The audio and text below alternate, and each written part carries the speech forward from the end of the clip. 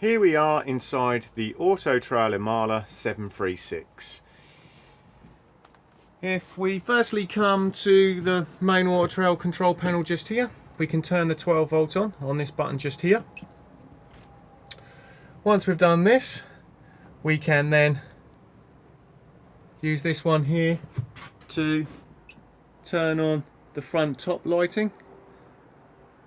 All the rest of the lights are then individually turned on and off on their own switches. Beneath that we then have water pump on and off. Water pump needs to be on so we can get water out of the taps, flush the toilet and fill the boiler up if it's been drained.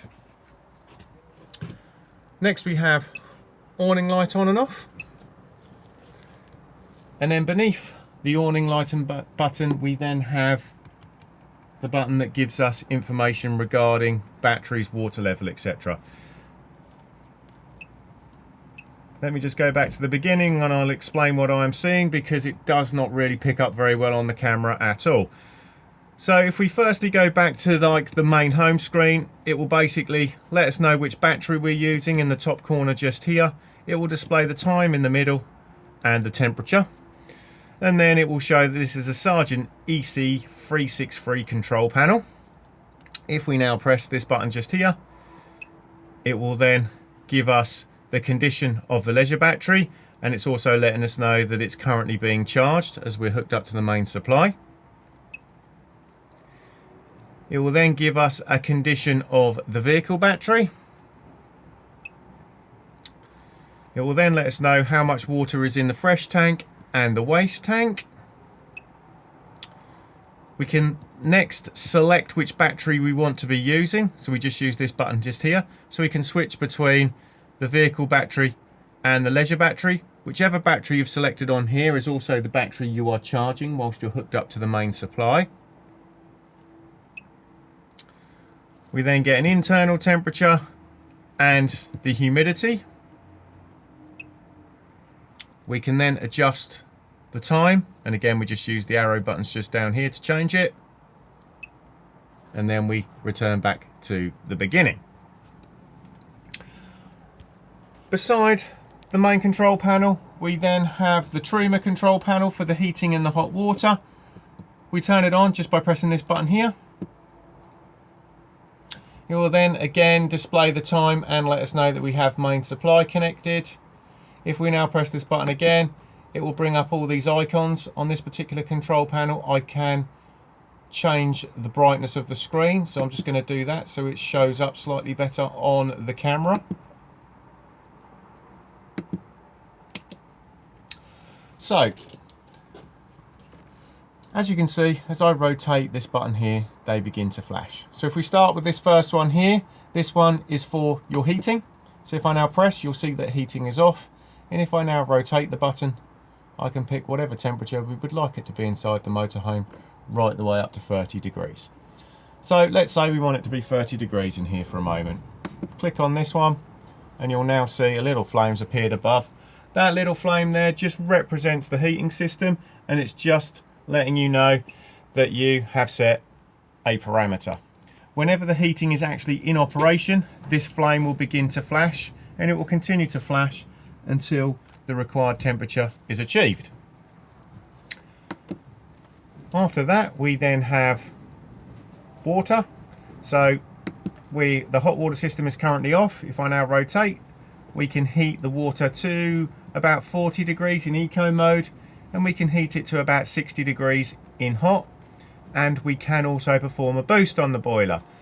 The boost was mainly designed for if there's going to be more than one person having a shower in quick succession of each other. If you do perform that boost and the heating's running, as you can see now the heating has turned off because the boost facility needs that extra power. And if I now drop it back down to eco, you'll now see they'll both come on again and again continue to flash until the temperatures are achieved.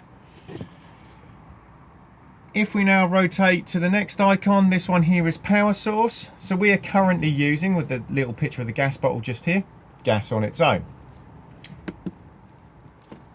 If we now rotate, we can use dual fuel, so we can use a mixture of gas and mains at 1 kilowatt or a mixture of gas and mains at 2 kilowatt.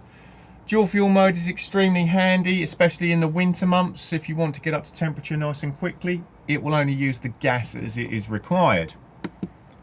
After dual fuel, we then have mains electricity at 1 kilowatt and mains electricity at 2 kilowatts. So just depending on the amperage of the site that you're on. After power source, we then have circulation fan for the heating system. So currently it is in eco mode. What we can do is either turn up to high or boost. If I now turn off hot water and I turn off the heating and now return back to that circulation fan, we can also use the fan to vent the motorhome on a hot day. It has a fan speed of 1 to 10.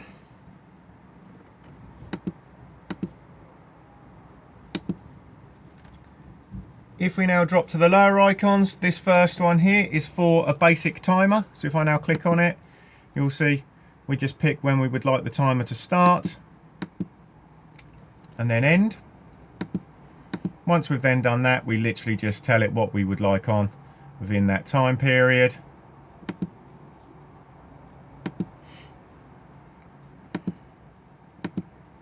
And then lastly, turn the timer on or off just here. If I now activate the timer icon comes up here, and then within that time period, those settings would then apply. If I now return to it, I can turn it back off again. And when we go back in it, we can alter it. Obviously, if we're going to be using the timer, it helps if the clock is correct, and that's all this one here does.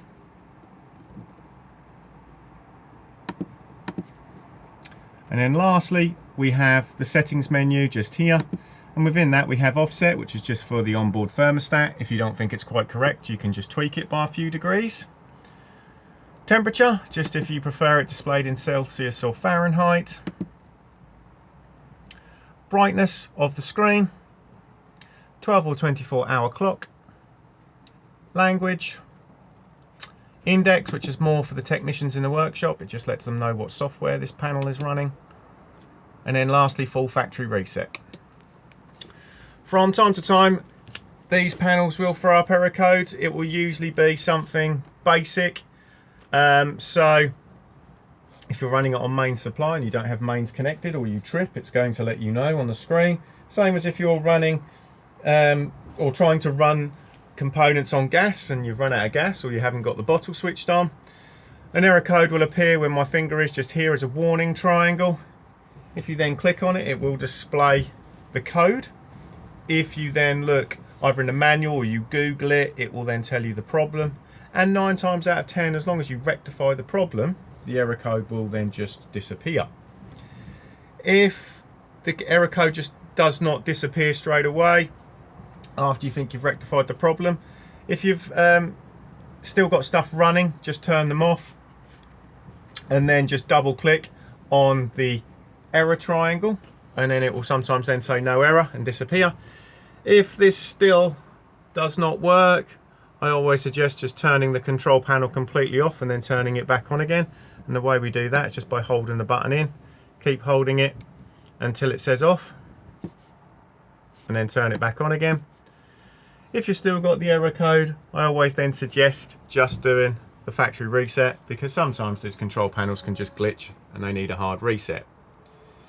If it is a gas fault, if you reset too many times and it still does not rectify the problem, what will then happen is you'll get a gas lockout and it will display on the screen, and it will require a cooldown of 15 minutes before you can then try to reset it again. If we now move over to this side,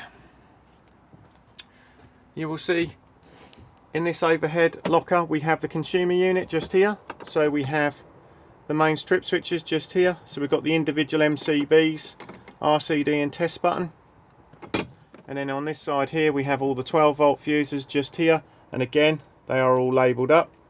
You will also find tucked behind the driver's seat There are a few more 12-volt fuses just down here, and again they are labelled. On the top of the consumer unit we have two buttons just here. The green one is for the battery charger, so we can turn that on and off just here. Obviously we want it on when we're hooked up to main supply to be able to charge the batteries. And this one here is just for the heating and the hot water system on main supply. So again, if I now turn that off and I try to fire up the Truma system on mains, I will get an error code because obviously we've isolated it. So again, really we can leave it alone. The black button just here is full system shutdown. So if you're not using the van for long periods of time, you can press this one and it will then shut down the back end of the motorhome to stop any residual draw on the leisure battery. Also in here we have the solar panel controller slash regulator, just sits here, and then down here we have a rocker switch, so we can then literally tell the solar panel what we want it to do. So if the rocker switch is in the middle, the solar panel is off. If we flick it up to position 1, we're charging the vehicle battery, and if we flick it down to position 2, we're charging the leisure battery. It will then display the condition of the battery just here.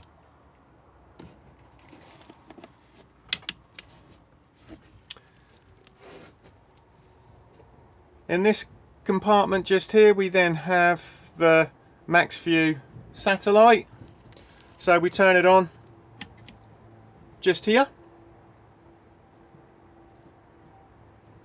and then if we press this button just here,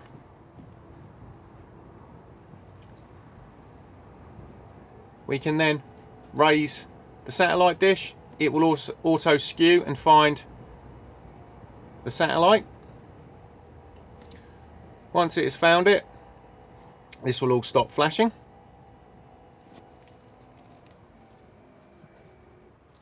To put the dish back down again for travel, we can either just hold this button in and then it will then put it down, or alternatively we can just start the engine and then it will auto fold as well. As you can see, it's now found the satellite.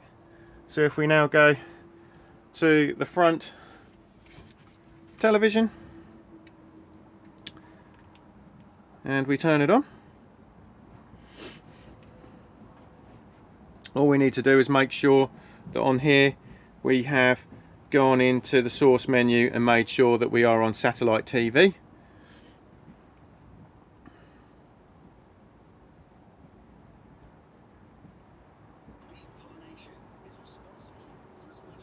These Avtex TVs also have DVD players in the sides of them and USB connectivity as well, and they behave like most normal TVs. We have the television guide just here, and then we can literally obviously change the channels just here. This is the front one, and then if we pop ourselves just to the back,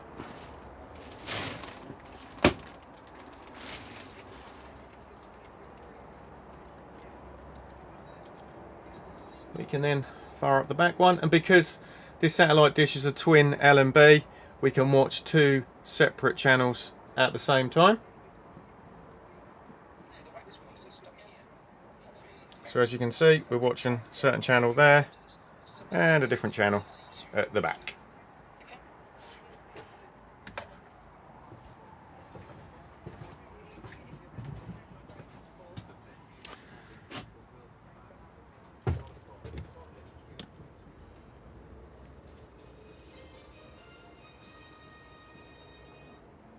And as you can see, the dish is now stowing itself back away again.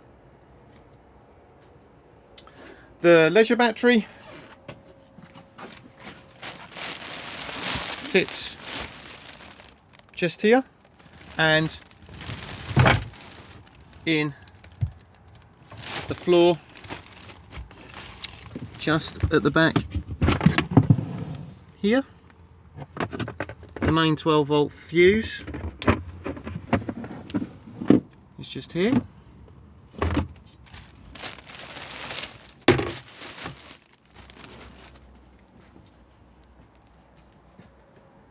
We then have the Dometic fridge on and off just on this one here, and then just pick your power source just here. So at the moment we're running on mains electricity. If I want to run it on gas, just press this one here, it will auto ignite itself. If it fails to light on gas, it will all start beeping at you and you'll get a flashing red light here. If you think it's failed, maybe just down to the fact that there might be a bit of air in the system, you can press this button here and it will then reset and try to light itself again. It does explain it just here. And the last one is 12 volt maintain for when you are driving. So at the moment, if I press this, because the engine isn't running, we are going to get the beeping noise. Temperature control just here. Push down just here. And then we have freezer box just here. And then we have the vent point for when we're not using it just here. Just push in and slide forward. And then this will hold the door on a jar.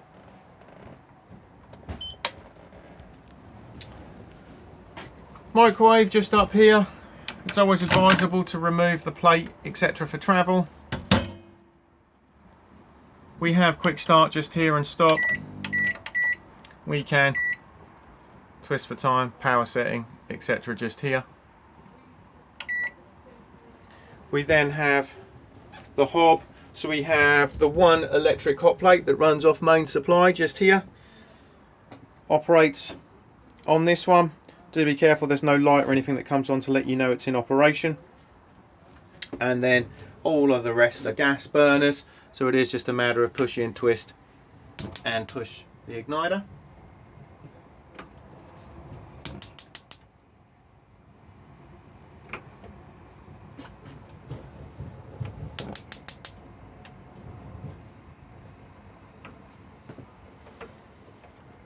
Beneath we then have the grill just here, and again it is just push in, twist and press the igniter.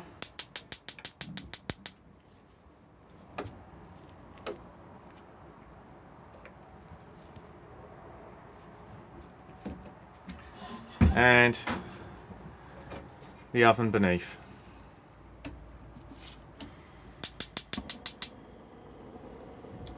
The oven also has a light.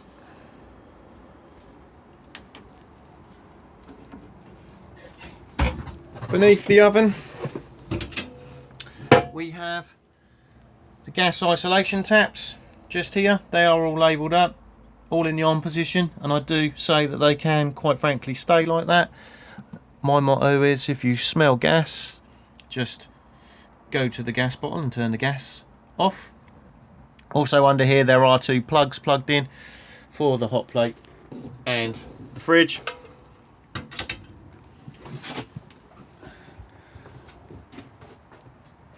Above my head just here we have the Omni vent fan. To operate this, wind the roof vent up like so. Button on just here. And then we have arrows out for extraction, arrows in for cooling, variable fan speed just by pressing.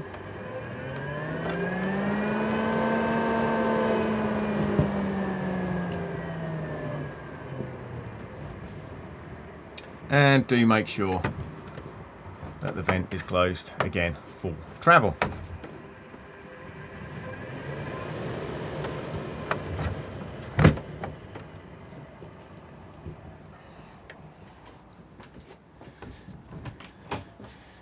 If we now go into the washroom, we have the shower cubicle just here. Do make sure that the screen is clipped back for travel.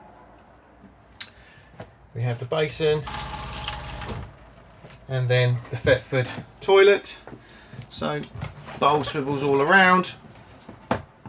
Open to the cassette on the grey lever just here, and then flush just here. When we press this button, firstly,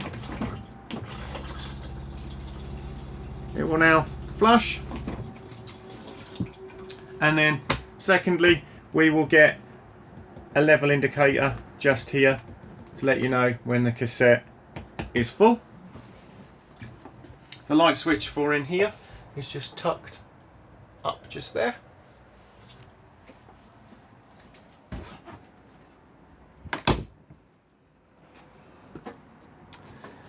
As we move to the back, we have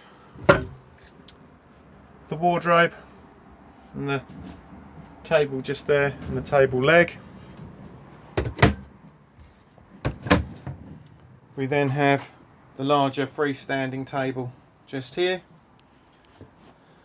And if we now remove the cushion just here, we can see the location of the Truma boiler. The water pump also sits just on the wall just there. To drain the boiler down for winterization, it's just done on the yellow lever just there. Firstly, just make sure that the water pump is turned off, and then just flip up like so. To refill, flap back over, fill up your fresh water tank, and then turn the water pump on, and it will then begin to prime the boiler back up again.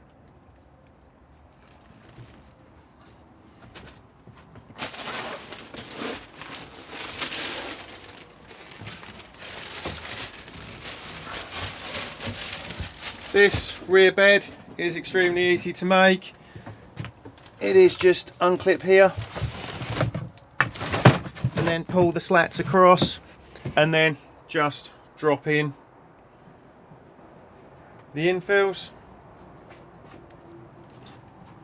We then have the bed above the cab. This part here just slides across, and then pull your mattress over.